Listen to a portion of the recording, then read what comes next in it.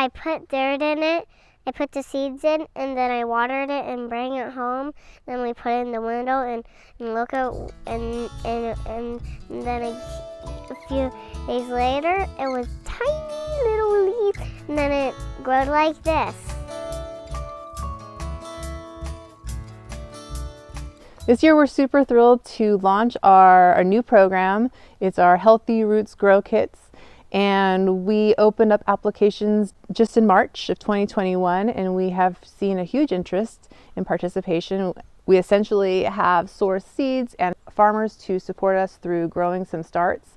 And we have these options for schools to select, and we are providing them with seeds and starts for their school gardens. This is particularly meaningful right now, as many schools, because of COVID, have either closed their spaces to the personnel who has maintained them. So garden educators haven't had access to their space, they've gone fallow.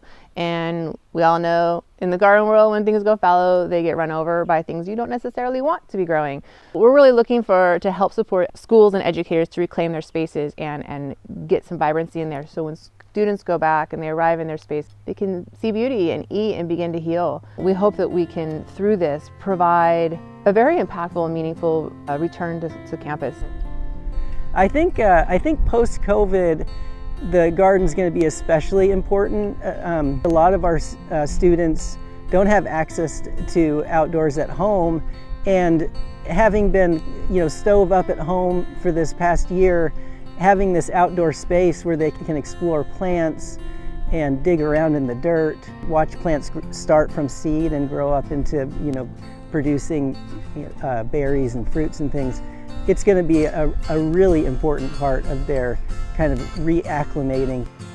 We've seen the hardship that our youth have gone through, and we know that they need a soft landing and a beautiful landing and a space that's held for their healing. We also know that school gardens do that.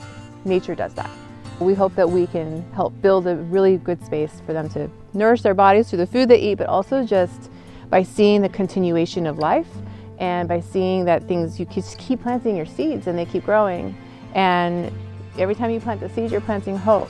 And every time you harvest from that, you're harvesting from the seeds you planted of hope earlier. So it's like a symbolic, metaphorical garden as well, even if they don't realize that. We have an education program with gardens and nature settings for children to help teach children about nutrition, healthy eating, and active living, and connect them to nature every day. Gardens are an incredible learning platform across all subject matter and all learning domains that allow children to really be explorers and discovery in a nature setting, but more importantly, really helping children learn about nature and nutrition and health through the foods that they're growing and the foods that they eat. And we've found over the years in our programs that children are going home and asking their parents for all kinds of produce that they're growing in their own gardens. And also when they go grocery shopping, they're pointing out new produce to their parents. And then this comes full circle because now we have parents that are actively wanting to be more involved in our gardens and our garden program. They're wanting to learn more about nutrition and healthy eating and apply these kinds of principles at home in the foods they cook with their families. A group of girls and I were just walking in the garden, and I'm watching them watch nature essentially, and I encouraged them to try these cherry tomatoes that we're growing.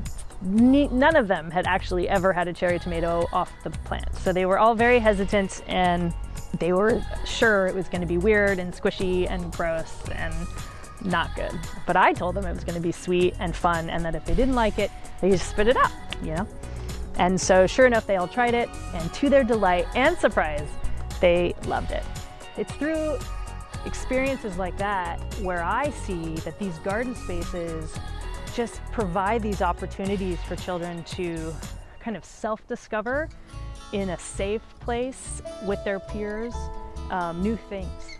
And it's there that they learn, well, hey, I might actually like vegetables, and I'm not going to be afraid of everything green, because arugula tastes good out of the garden, and so does a fresh piece of lettuce, and I can choose a salad because it's yummy. It comes natural in the garden space, and you don't have to force it. I'm really thankful to be a part of this place. It builds community amongst students, amongst the parents and the staff. I'm super thankful to the School Garden Network for the support they give us, because not only did we get that irrigation grant, but I get tons of seeds, tons of plants, invaluable, like did you know you plant broccoli in July? I do now, thanks to Laurel. And I also would like to plant beans because those have a giant life cycle. I've even seen a forest of papadoodles, at least that's what I call them, by them.